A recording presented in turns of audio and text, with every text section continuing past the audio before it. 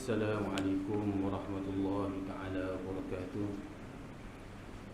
Alhamdulillah bi ni'matihi tatimmu shalihat, nahmaduhu wa nasta'dihi wa nastaghfiruh wa na'udzu billahi min shururi anfusina wa min sayyiati a'malina. Man yahdihillahu fala mudilla lahu wa man yudlil fala hadiya lahu. أشهد أن لا إله إلا الله وحده لا شريك له أشهد أن محمدا عبده ورسوله ففهمناها سليمان وكلا آتينا حكما وعلما سخرنا مع دول الجبال يسبحن وتركنا فاعلين يا حي يا قيوم يا رب موسى وهارون يا رب إبراهيم يا محمد صلى الله عليه أجمعين اللهم ارزقنا فهما وعلما وحكمة والعقل وفضل برحمتك يا أرحم الراحمين. اللهم افتح علينا فتوح العارفين وارزقنا فهم النبيين والعلماء العاملين حفظ المرسلين وإمام المتقين برحمتك يا أرحم الراحمين. Alhamdulillah, syukur kepada Allah Subhanahu wa taala. Pada mana ini kita dipertemukan lagi rahmat Allah, suasana hujan, tambah keberkatan. Sabit dan hadis Nabi sallallahu, setengah daripada doa yang mustajabah itu ialah doa di waktu hujan. Ini setengah disebut oleh hadis Nabi sallallahu alaihi wasallam. Maka lebih-lebih lagi pula jatuh pada malam Jumaat yang sangat diberkati oleh Allah Subhanahu wa taala. Alhamdulillah, mudah-mudahan Allah Subhanahu wa taala sentiasa panjangkan umur kita di dalam ketaatan kepadanya.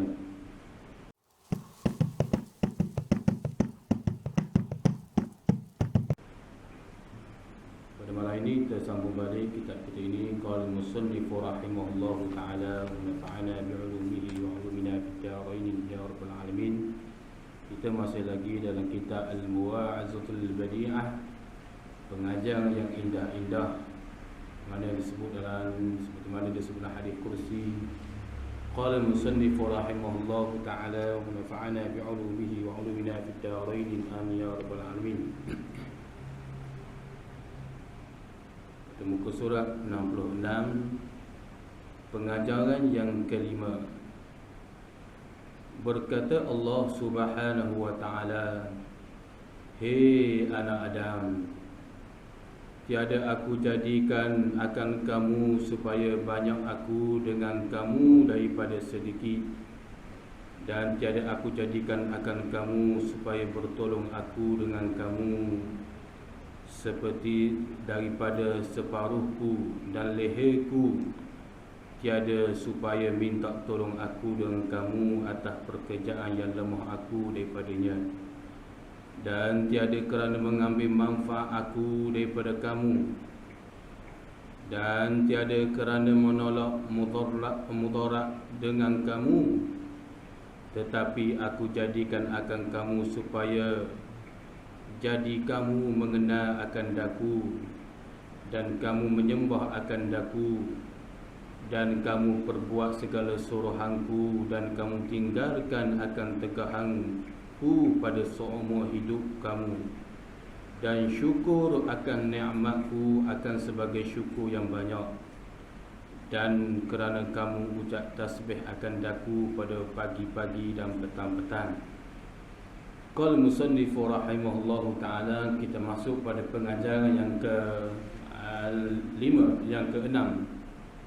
Pengajaran yang ke-6 ni menunjukkan iaitu hadis kursi lagi, perkataan yang indah-indah dalam kitab Al-Muwa'azatul Badi'ah, seperti mana firman Allah Subhanahu wa taala, "Hei anak Adam, tiada aku jadikan akan kamu supaya banyak aku daripada, dan supaya banyak aku dengan kamu daripada sedikit." Apa maksud? Allah Subhanahu wa taala menyatakan bahawasanya, wahai anak Adam, aku jadikan kamu ni supaya banyak aku dengan kamu daripada sedikit, yakni banyak kamu menyebut aku daripada sedikit menyebut aku, ataupun banyak kamu bersama aku daripada sedikit bersama aku. Jadi dalam kita ini, hadis kursi ini Allah Subhanahu wa taala nak menyuruh kepada anak Adam, yakni kita lebih-lebih lagi kita yang nak menjarang hati ke arah rahmatillah, nak mencari redha Allah Subhanahu wa taala.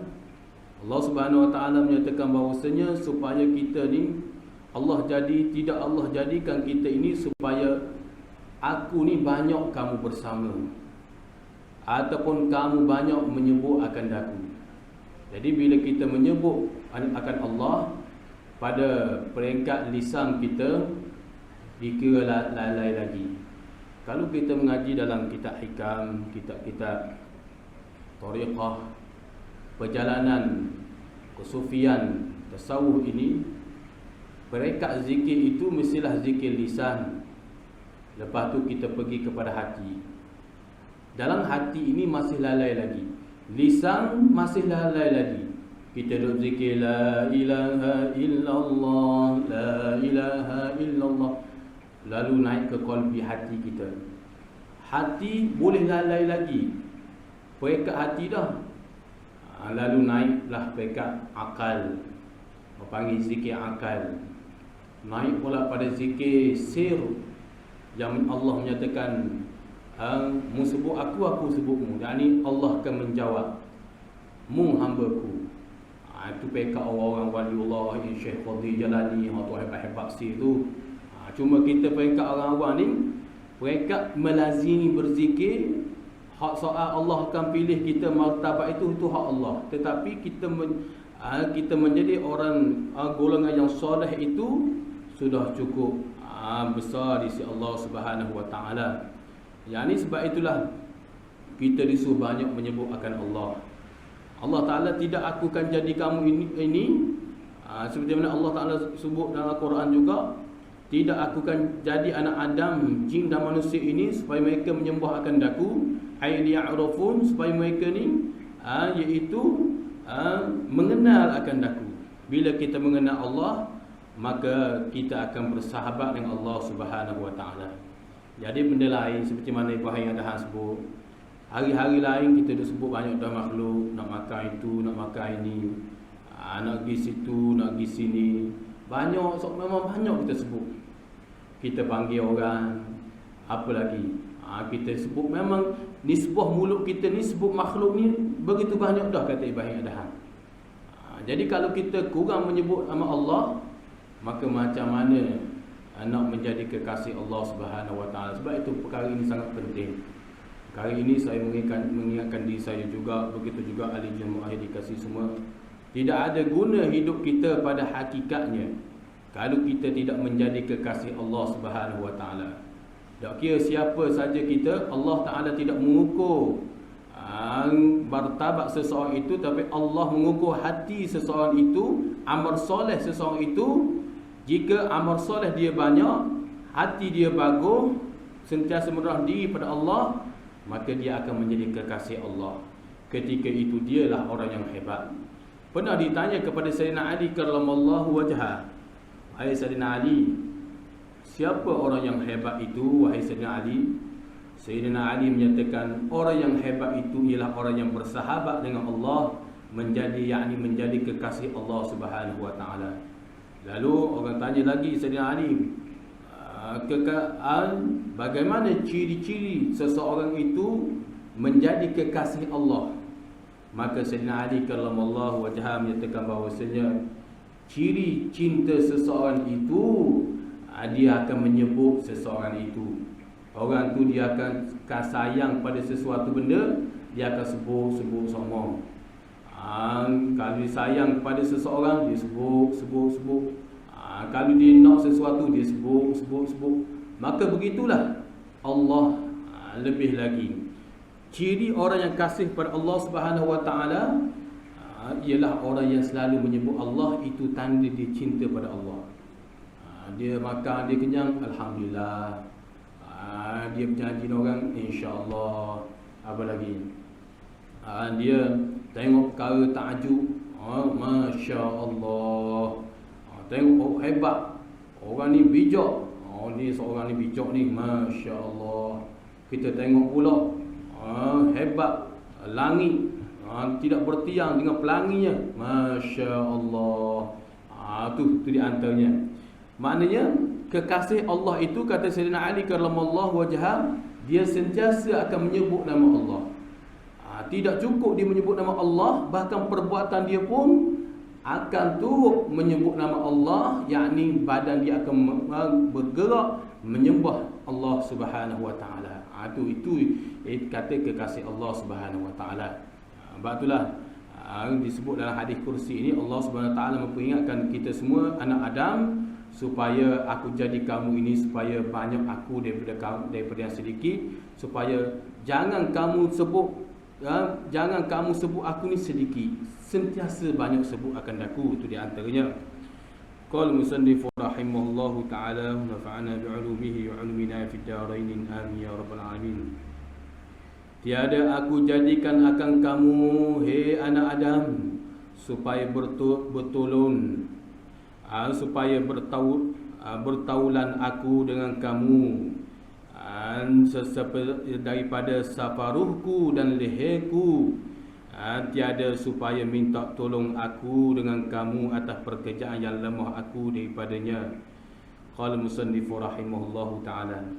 Di antaranya lagi Allah Subhanahu wa ta'ala memperingatkan anak Adam, kita semua orang yang nak mencari redha Allah ini, tidak Allah jadikan kita ini supaya kita ni bertaulan dengan Allah.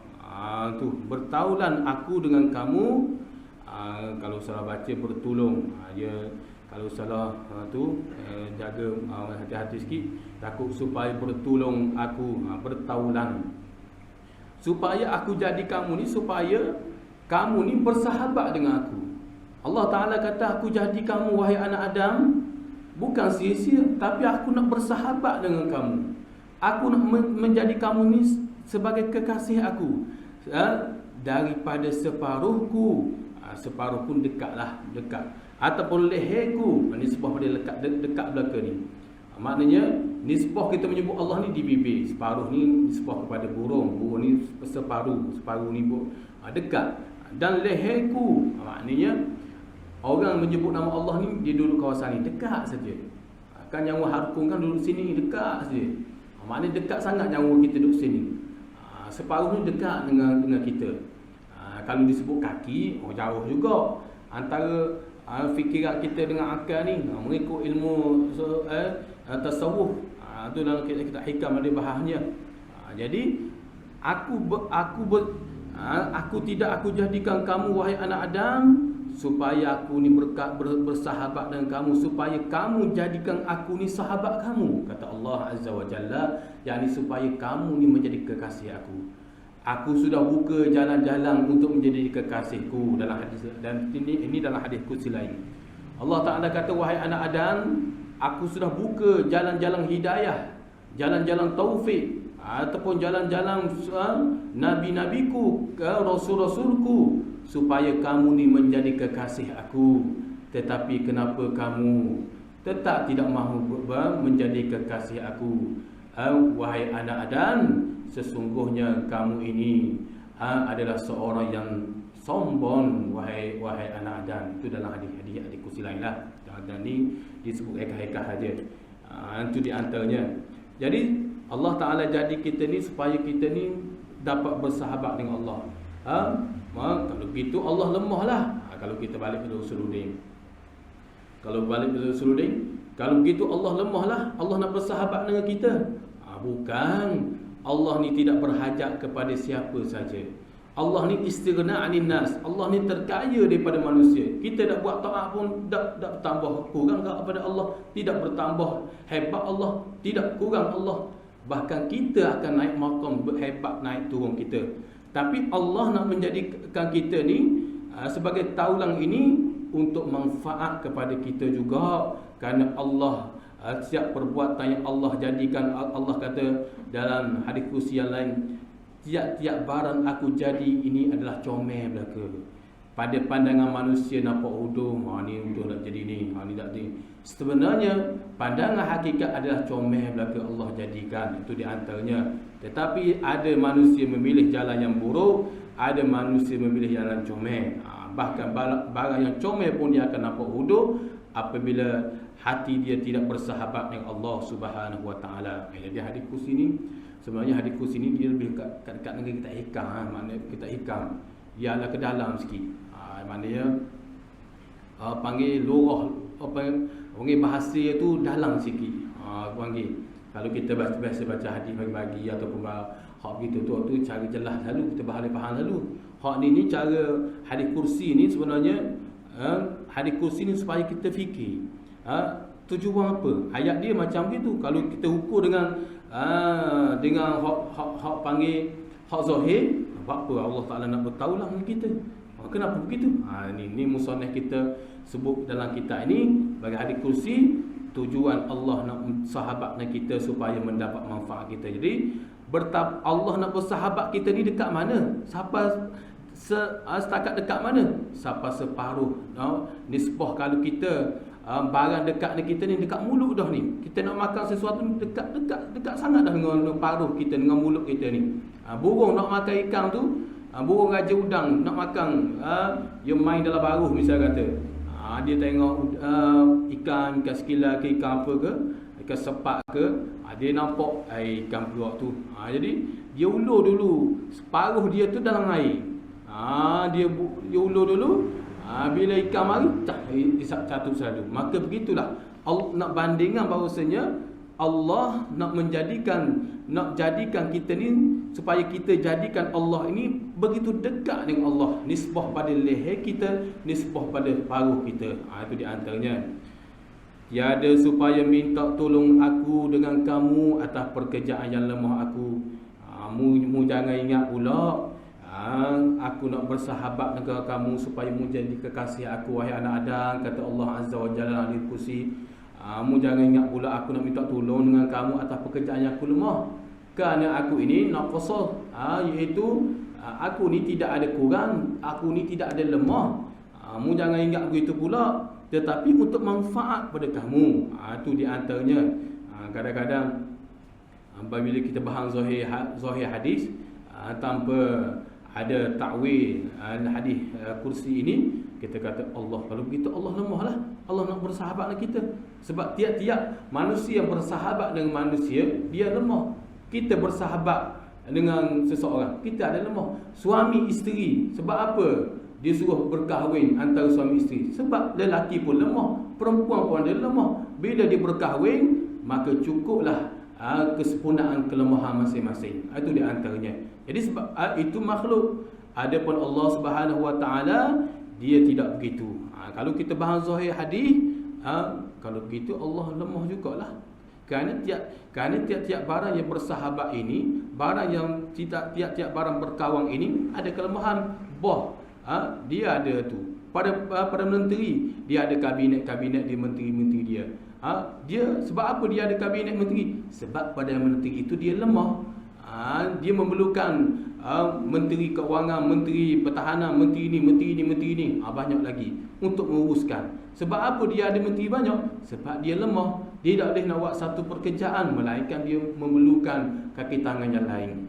Begitu juga sebuah syarikat, dia memerlukan pertolongan itu. Jadi kita sebenarnya memerlukan orang. Bila kita bersahabat, maka itu menunjukkan kita lemah. Kita bersahabat dengan kawan kita, tujuan apa? Di antaranya untuk kita iaitu menambah kekuatan, menambah kelebihan kita. Kita kurang sini, orang ni lebih ni. Orang ni pandai panggil nelayan, orang ni pandai kok doktor, orang ni pandai kok cikgu, orang ni pandai kok buat roti, orang ni pandai jual tebu, macam-macam lagi. Jadi Allah jadikan manusia ni bermacam-macam, hak ni kerja ni, supaya mereka ni tolong-menolong. Allah nak mengingatkan kepada anak Adam, hei anak Adam, itulah kelemahan kamu. Ada doktor boleh buat kerja belaka, dia pergi buat orang, dia pergi ke laut ikan-ikan, dia pun dia baca kitab, dia mengajar surah, mengajar masjid, dia apa lagi, dia bakar roti. Ada ke kita jumpa gitu? Tak ada. Hak paling kurang pun sikit sebanyak je, dia boleh buat begitu sikit sebanyak. Tapi keseluruhan tak ada seseorang itu boleh buat semua boleh dia. Tak ada begitu. Sebab apa Allah jadikan manusia itu hak ni jadi doktor, hak ni jadi cikgu, hak ni jadi ustaz, hak ni jadi guru, hak ni jadi mufti, hak ni. Itu nak menunjukkan hakikatnya, wahai manusia, tak kira siapa saja kamu ada sifat lemah. Sifat lemah itulah sifat manusia. Sifat Allah itu adalah sifat yang maha agung, tidak memerlukan kepada siapa saja. Itu di antara. Sebab itu Allah menyatakan dalam hadis ini, dari kursi ini, iaitu tiada supaya aku minta tolong dengan kamu atas pekerjaan yang lemah aku. Daripadanya, dari pekerjaan. Yakni apa maksud? Yakni jangan kamu menyangka bahawasanya aku lemah atas pekerjaan yang aku minta tolong daripada kamu itu. Sedangkan aku minta tolong daripada kamu itu supaya manfaat kepada kamu juga. Dan tiada manfaat ni kalau kita mengaji bahasa Arab, dam ni atah lagi ni. Dan dam tu atah lagi tu, atah ni dia ada hubung lagi, hubung kait lagi. Tak habis cerita lagi. Bahasa Arab panggil kalau ada atah, ada ma'tuf, ada sifat, ada na'at, ada man'u, ada fa'il, ada maf'ul. Dia tu ada khabar, ada mubtada, ada khabar. Itu di antaranya. Jadi dam ni nak cerita dah habis lagi ni. Hei anak Adam, tidak aku jadikan kamu apa lagi? Kalau kita nak buat ayat boleh, nak buat ayat semula boleh gini. Contohnya kita nak buat ayat balik. Tiada aku jadikan akan kamu, hei anak Adam, tiada kerana mengambil manfaat aku daripada kamu. Ni baru sebut. Allah Ta'ala ni, dia buat manusia ni, dia suruh kita buat ni, buat ibadah, buat ni, buat ibadah itu, ibadah ini, buat baik pada manusia, sesama manusia begini. Bukan dia mengambil manfaat. Kerana tiap-tiap yang mengambil manfaat itu adalah lemah.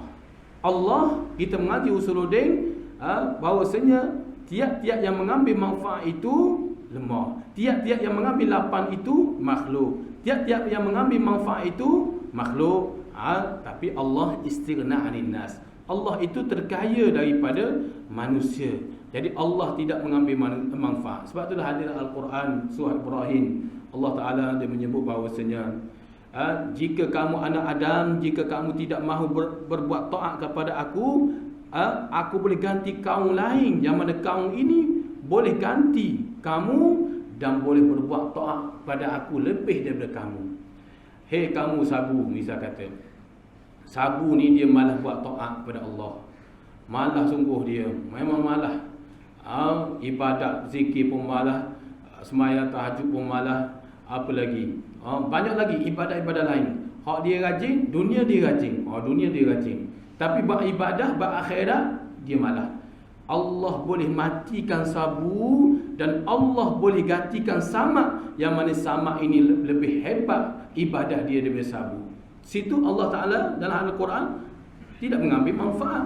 Kalau Allah mengambil manfaat daripada sabu, Allah tidak akan matikan sabu. Allah Ta'ala akan teruskan sabu untuk hidup. Kerana selagi kamu tidak buat taat, aku akan hidup kamu. Tapi Allah tidak begitu. Allah tidak jadikan manusia itu sebagai mengambil manfaat daripada manusia.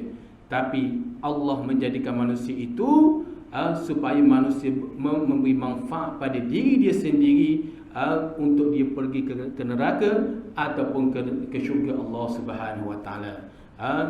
Inna hadainahu as-sabila imma syakiran aw kafura. Allah Ta'ala sebut dalam surah Insan, sesungguhnya kami telah menunjuki bagi mereka itu dua jalan, jalan kufur dan jalan syukur. Di dunia ada manusia memilih jalan syukur, di dunia juga ada manusia memilih jalan syukur, yakni jalan Islam, jalan petunjuk daripada Allah Subhanahu wa taala. Jadi sebab itulah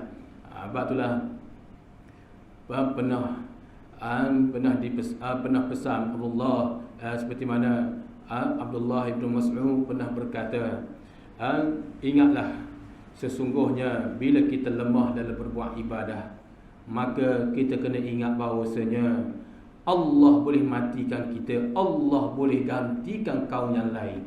Itu kata Abdullah bin Mas'ud. Seperti mana dinakal oleh ulama-ulama lain, kata-kata Abdullah bin Mas'ud itu begitu tajam sekali. Seperti mana kata juga Syekh Khalil Jalani rahimahullahu taala dalam dalam kitab Futuhur Rabbani, dalam kitab Futuhur Rabbani, bahawasanya celaka sungguh bagi manusia yang sentiasa menganggap Allah mengambil manfaat dia. Sungguh bodoh manusia yang bersifat dengan sifat ini. Tengok tajam kata-kata waliullah. Kalau kita tengok situ, apa sepuas celaka begitu dah. Tengok dia ilham. Panggil memang patut manusia patut manusia menerima kebodohan kalau dia menganggap Allah mengambil manfaat daripada dia. Tu sebab kata-kata Abdullah bin Mas'ud bahawasanya bila kita lemah daripada berbuat ibadah, kita rasa malas buat ibadah, malas kita dengar, malas sembahyang sunat, malas berzikir, malas selawat. Kita kena ingat bahawasanya Allah boleh matikan kita, Allah boleh gantikan hamba-Nya yang lain, boleh ganti kita yang mana dia ni buat taat. Ketika itu manusia yang menganggap Allah ni mengambil manfaat daripada dia, dia berada dalam kubur. Ketika itu dia amat menyesal kerana diseksa disebabkan dia sentiasa iaitu berangan wa tamanna 'ala Allah, sentiasa berangan-angan Allah mengampun dia ataupun Allah mengambil manfaat daripada dia. Ini di antaranya disebut oleh musannif rahimahullahu taala. Dan tiada kerana menolak mudarat dengan kamu, dan tiada menolak mudarat dengan kamu, aku suruh kamu buat ibadah ni, wahai anak Adam, bukan kerana aku nak panggil tadi nak ambil manfaat daripada kamu, bukan aku nak menolak mudarat pula dengan kamu tu, bukan begitu. Bukan aku ni, walaupun aku suruh kamu ni jauh daripada azab neraka, jauh daripada berzina, jauh minum arak, jauh daripada buat mengumpat, jauh daripada sangka buruk begini, aku semua jauh tu, tapi aku tidak mengambil manfaat, aku tidak menolak mudarat daripada kamu. Apa maksud? Yakni barang mudarat, barang manfaat Allah ni sunyi belaka. Tu istighna. Kita pegang pada dalam Umur Barahim kitab Usuluddin, Allah ni terkaya kepada manusia, manusia berhajat. Manusia ni iftira' ala Allah, manusia ni sentiasa berhajat pada Allah. Cuma bila Allah buat, bila Allah suruh kita jauh itu, kerana mudarat itu untuk diri kita sendiri. Kita jauh daripada mudarat, kita akan selamat daripada mudarat. Kita jauh daripada perkara yang dilarang oleh Allah, maka kita akan selamat. Yakni kita akan jauh daripada mudarat. Itu di antaranya. Kadang-kadang bila ada orang yang tidak mengaji, kadang-kadang dia berasa Allah mengambil manfaat dari dia. Allah ni dia tak boleh gitu. Macam mana pula hadis Nabi menyatakan sesungguhnya Allah sangat sayang kepada hamba-hambanya yang berbuat ketaatan kepadanya. Adakah itu mengambil manfaat? Tidak sama sekali. Allah sayang kerana Allah nak menjadikan kita ni kekasih dia. Itu hamba dia yang dia redha ialah kekasih dia apabila dia melaksanakan segala suruhan Allah Subhanahu wa taala. Itu di antaranya. Qala al-musannif rahimahullahu taala wa nafa'ana bi'ulumihi wa 'ulumina fid darain amin ya rabbal alamin. Dan tetapi jangan tengok yang di bahasa Arab ni dia sendi. Bahasa Arab ni sebab tu Rasulullah SAW belajar bahasa Arab. Sebab bahasa Arab ni dia hebat segala bahasa. Bahasa-bahasa lain tak ditanding bahasa Arab ni. Tengok sebab tu Nabi diutuskan di kalangan Arab. Bahkan Nabi kata belajarlah bahasa Arab, sesungguhnya syurga dan penduduk syurga akan bercakap bahasa Arab. Kalau kita tengok lafaz di sini cukup menarik. Dan tetapi aku jadikan akan kamu. Tengok. Tetapi tu main mana? Dia panggil bahasa Arab panggil istidrak. Istidrak ni bukan istidrak hak tu. Hak Allah Taala tipu daya Firaun tu, bukan istidrak tu. Ini istidrak bahasa Arab, yakni bila ada kalang Arab dia tiada nak jawapan yang rajih sungguh ni. Jawapan yang kuat sungguh apa? Dan tetapi aku jadikan kamu. Jadi bila awak mari tetapi ni jawab semua. Hak tadi tu jawab, ada jawab kecil-kecil kerana tu jawab dah. Tapi bila awak mari tetapi ni nak jawab semua. Hak mana? Kerana ni nak jawab pada kata tiada supaya minta tolong aku dengan kamu. Tiada aku jadikan kamu ni, jadikan kamu supaya bertolong aku dengan kamu, tiada aku jadikan kamu atas sekali itu. Maknanya daripada jawab daripada hey anak Adam tu, jawab situ belaka. Apa jawab Hafsah sekali? Tetapi aku jadikan kamu. Jadi saya baca kitab ni kita cara mafhum. Kalau kita baca cara pondok memang ya tu terlain tu. Kita baca cara mafhum. Dan tetapi ni jawab Hafsah sekali. Tetapi aku jadikan kamu akan kamu supaya jadi kamu mengenal akan daku. Hak sebenar. Aku suruh membuat taat. Aku suruh kamu ni, aku dah ambil manfaat pada kamu. Aku tidak menolak dorak pada kamu. Aku apa lagi? Aku tidak supaya aku tiada meminta tolong pada kamu ni. Tujuan apa semua tu? Tetapi aku jadi kamu supaya kamu jadi kamu kenal akan daku. Bila kita tahu, kita jauh, kita banyak zikrullah, kita dak rasa Allah mengambil manfaat daripada kita, kita rasa Allah ni tidak minta tolong dengan kita ni, supaya kita ni kenal Allah. Supaya kita ni kenal Allah, supaya kamu ni mengenal akan daku dan kamu menyembah akan daku, dan supaya kamu ni menyembah akan daku. Waktu je aku nak. Aku nak supaya kamu ni kenal aku ni. Aku ni yang menjadikan kamu. Kamu selalu terhijab dengan aku disebabkan riak, kekotoran hati kamu. Seperti mana saya telah sebut dah sebelum ni. Ibarat kekotoran cermin yang mana kalau kita tengok muka kita tengok cermin, kita akan nampak muka kita. Tetapi kalau kita kikih hitam belakang cermin itu, kita tidak akan nampak diri kita. Kita akan nampak tiang di belakang ataupun dinding di belakang.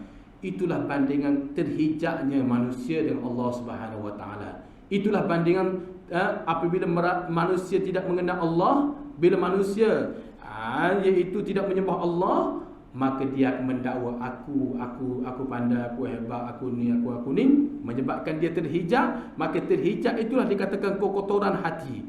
Sebab itulah Allah sufi-sufi, wali-waliullah, kekasih Allah, kita tengok mereka ni kuat ibadah mereka dengan tahajudnya, zikrullah ni. Tujuan apa?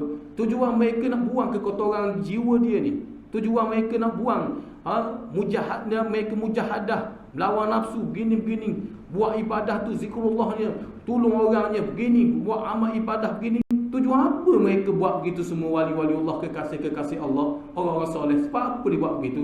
Kerana mereka nak buang kekotoran hati. Kekotoran hati ataupun penyakit kronik hati yang batiniyah ini lebih bahaya, lebih jahat daripada penyakit-penyakit yang COVID dan sebagainya. Itu di antara disebut para ulama.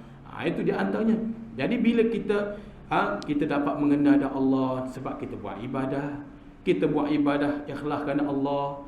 Kita banyak menyebut nama Allah. Maka Allah hadiahkan kepada kita ni supaya jadi kamu mengenal akan aku. Allah akan beri kita ni kenal Allah. Akan rasa sendiri. Barang ni yang termari sendiri pada diri seorang. Tok guru ataupun ulama duk ajar begini gini, kita sekadar dengar saja. Tapi bila kita amal, man lam yarzuq wa lam yadri. Kata Abu Bakar Siddiq radhiyallahu an, ketika orang itu bila dia merasai, dia akan tahu. Barang merasai macam mana? Iaitu dia kenal Allah dengan buat ibadah. Allah hadiah dia kenal Allah. Ketika itu dia buat ibadah rasa sedar Allah. Tu kita nak makan begitu tu. Tu panggil jalan ni batu musoneh sebut begini begitu. Ada tu.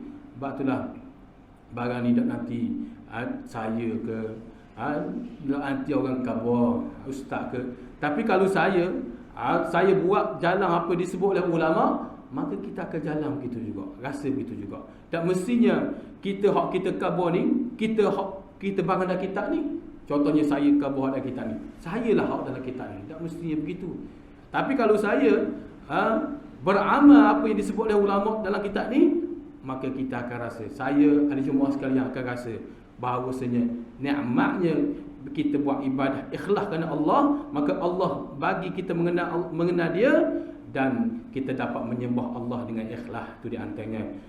Dan kamu berbuat segala suruhanku, hak tu supaya kamu ni buat suruhan aku, dan kamu tinggalkan tegahanku pada seumur hidup kamu, supaya kamu ni tinggallah hak dulu-dulu jahil tu, hak mana-mana hak dulu tu, malah amal sunnah Nabi, apa zikrullah, apa macam-macam lagi. Hak kita dulu kurang, cepat-cepatlah kembali pada Allah. Buatlah, tinggallah hak berasa malah ibadah, malah itu ni. Tu di antaranya. Dah saya bukan tak mau tinggal, bukan nak tinggal sangat ibadah sunat gitu, tapi saya sakit lutut, saya dah begini dan sebagainya. Maka kalau ibadah jawar kita tak boleh nak buat ibadah jawar Sayyidina Ali kata ibadah lisan pun ada, dengan zikrullah banyak lagi, mulut kita boleh zikir ini banyak lagi. Dah saya nak macam mana pula, mulut saya tak boleh nak sebut, sakit tekak ataupun bisu, na'udzubillah min zalik dan sebagainya, saya tak boleh. Maka kata Rasulullah, hati ada manusia, hati tidak akan hak tu. Orang buta ke, orang bisu ke, hati Allah jadikan dia raja jika dia banyak mengingati Allah, hati dia boleh hidup. Hati boleh hidup dengan zikrullah. Maka bila dia asah hati dia akan naik kepada zikir akal, sehinggalah zikir sir. Bila zikir akal bergabung dengan zikir qalbi, hati tidak akan lalai. Dia akan ingat Allah.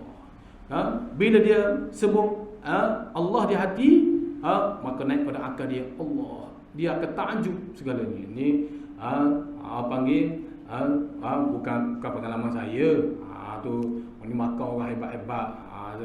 Saya dengar hak disebut dalam kitab hikam. Hak ulama Ibnu Athaillah sebut dalam kitab hikam. Ataupun saya pernah jumpa para guru, orang alim mursyid, guru yang hebat-hebat, yang mana mereka ni sapa ke makam ini, mereka kata dapat merasai sendiri bahawasanya hati dan akal ni bila kita mengingati Allah, dia tidak akan lalai dah. Itu di antaranya. Tu peringkat kita, orang tu peringkat orang naik dah tu. Itu di antaranya. Dah macam saya sekarang ni, saya nak kerja apa sekarang ni dengan Allah ni, maka kerja kita sekarang ni jauhkan, tinggalkan maksiat, tegahan pada seumur hidup kita ni. Kalau boleh jauh. Dah saya jauh dah, terkena juga maksiat ni. Macam mana? Maka itu ibadah. Selagi kita ni berusaha nak jauh, terkena juga, maka minta ampun dengan Allah Subhanahu Wa Taala. Itulah sebuah ibadah. Dan syukurkan akan nikmatku, akan sebagai syukur yang banyak. So tujuan aku hak tadi tu, Allah Taala firman ahli kursi, tujuan aku nak suruh kamu ni supaya kamu menyebut aku banyak ni, supaya aku tidak minta tolong. Jangan kamu rasa aku minta tolong dengan kamu, ataupun jangan kamu rasa aku ni ambil manfaat kamu ni, supaya kamu ni syukur akan nikmatku, akan sebagai syukur yang banyak. Itulah syukur ni akan nikmat yang banyak. Allah Ta'ala menyatakan bahawasanya manusia ni sedikit saja manusia golongan orang yang bersyukur. Afala yashkurun. Banyak manusia tidak bersyukur pada Allah Subhanahu Wa Taala. Dapat nikmat banyak, nak banyak lagi. Dapat nikmat sikit, tak syukur juga. Nak nikmat banyak, dapat nikmat banyak pun tak syukur juga. Hujan kata hujan, panas kata panas. Bahkan kata ulama, iaitu semua manusia ni tidak kena, tetapi orang yang sentiasa syukur pada Allah, dia akan menampak itu hikmah daripada Allah Subhanahu Wa Taala semua. Itu di antaranya. Dan kerana kamu ucap tasbih akan daku pada pagi-pagi dan petang-petang, dan supaya kamu ni banyak menyebut aku tasbih. Tasbih ni ilmu qads, yakni supaya kamu ni mengucap tasbih, yakni kamu menyuci akan daku, supaya kamu ni sentiasa mengagungkan aku, wahai anak Adam. Aku tidak menyiksa kamu, aku tidak menzalimi kamu, wahai anak Adam, tetapi aku jadikan kamu, wahai anak Adam, supaya kamu ni sentiasa tasbih akan daku pada pagi-pagi dan petang-petang. Ketika itulah kamu akan menjadi kekasih aku, dan ketika itulah aku bertaulan dengan kamu, aku akan bersahabat dengan kamu, wahai anak Adam. Itu di antaranya. Qala musannif rahimahullahu ta'ala wa nafa'ana bi'ulumihi wa 'ulumina fid darain amin ya rabbal alamin.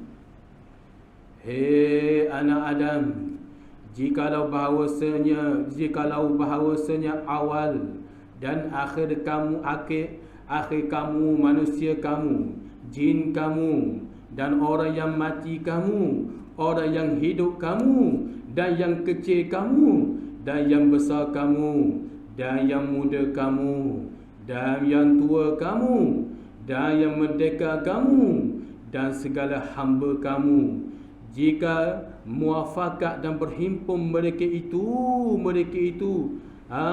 hamba tu, hak tadi tu, semuanya atas berbuat taat. Waktu bahasa lama tu semuanya mereka berhimpun, mereka itu semuanya atas berbuat taat akan daku, nescaya tiada bertambah oleh demikian itu kebesaranku dan kerajaanku akan seberat zarah jua pun.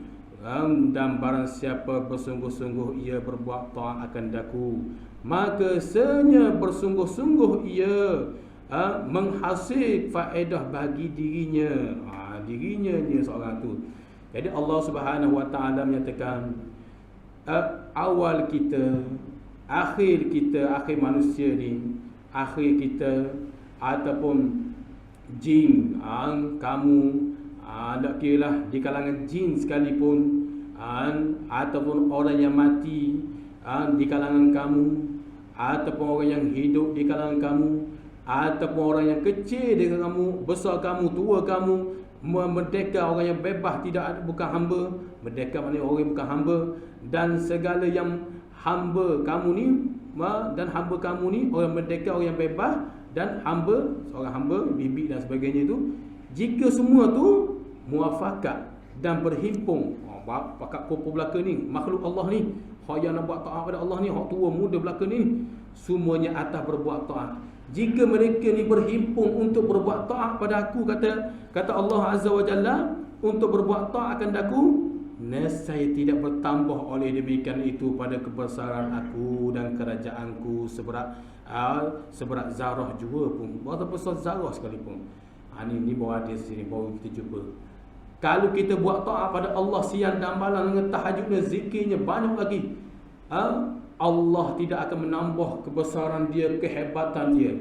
Sebuah kerajaan akan berasa hebat, ataupun dia akan jatuh sebuah ataupun seorang Perdana Menteri itu selagi ada sokongan hebat, dia tidak akan jatuh.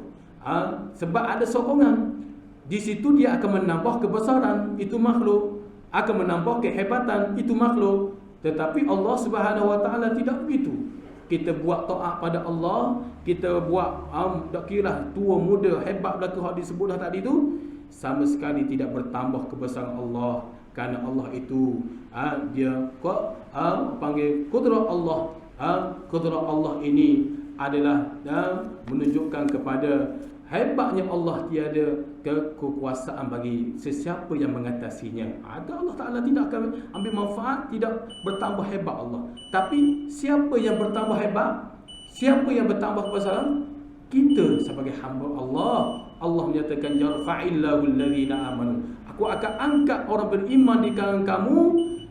Dalam ayat lain disebut apabila mereka berbuat taat, ikhlas dengan Allah, tawajjuh ataupun tadarru' dengan Allah, mengendah betul-betul diri pada Allah, Allah akan angkat maqam Allah Ta'ala. Orang waliullah, kekasih Allah tu, cuba kita tengok dia, sebab apa dia jadi begitu? Dia jadi kekasih Allah. Baik Adham, apa lagi, Syekh Qadir Jalani, Hasan Basri, Rabi'atu Adawiyah, apa lagi kekasih-kasih Allah hebat-hebat ni.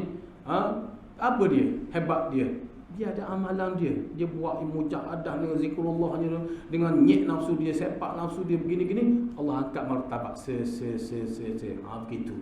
Kita akan menambah kebesaran, bukan Allah Subhanahu Wa Taala. Tidak menambah seberat zarah jua pun kebesaran Allah Subhanahu Wa Taala.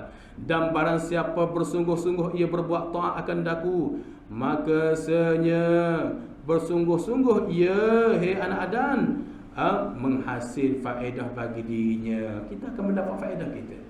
Sebab tu dia kalau akan dapat makam tertentu, orang buat ibadah, makam dia hebat. Orang ni nampak barang ke?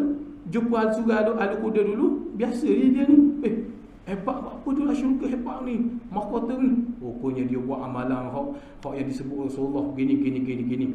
Tengok itu naik makam kita. Maknanya hasil faedah itu akan dapat pada diri kita sendiri, dan bahawasanya awal kamu dan akhir kamu dan hidup kamu dan mati kamu dan kecil kamu dan besar kamu dan merdeka kamu dan segala hamba kamu dan manusia kamu dan jin kamu, jika muafakat dan berhimpun mereka itu atas berbuat maksiat, akan daku nescaya tiada mengurang ia akan demikian itu.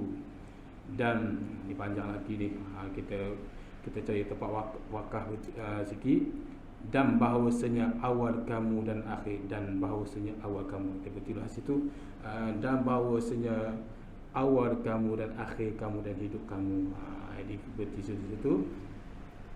Inal awam adik pada hak buat taat dengan hak nak buat maksiat pada Allah Taala pula ini ada perbahasan sikit lagi. Jadi dan bahawasanya ia berbuat taat, dan bahawasanya awal kamu dan akhir kamu, kita berhenti di situ. Mudah-mudahan apa yang kita dengar pada malam ini berkaitan apa yang disebut oleh ulama yang berlandaskan berkaitan hadis kursi, mudah-mudahan ia bermanfaat kepada kita. Mudah-mudahan kita semakin takrib dengan Allah, dekat dengan Allah. Mudah-mudahan Allah sentiasa menjadikan kita kekasihnya, dan bila bertemu Allah Subhanahu wa taala, insya-Allah kita akan mendapat redha Allah. Allah redha kita, kita redha Allah. Insya-Allah akan letakkan kita dalam syurga Allah Subhanahu wa taala. Saya sekadar dulu pada malam ini. Wallahu a'lam. A'udzubillahi minasyaitonir rajim. Bismillahirrahmanirrahim. Ya rabbana lakal hamdu kama yanbaghi li jalali wajhika 'azim sultanik. اللهم إنا نسألك علما نافعا وعملا صالحا متقبلا. ربنا آتنا في الدنيا حسنة وفي الآخرة حسنة وقنا عذاب النار. صلى الله على محمد وعلى آله وصحبه وسلم والحمد لله رب العالمين. السلام عليكم ورحمة الله تعالى وبركاته.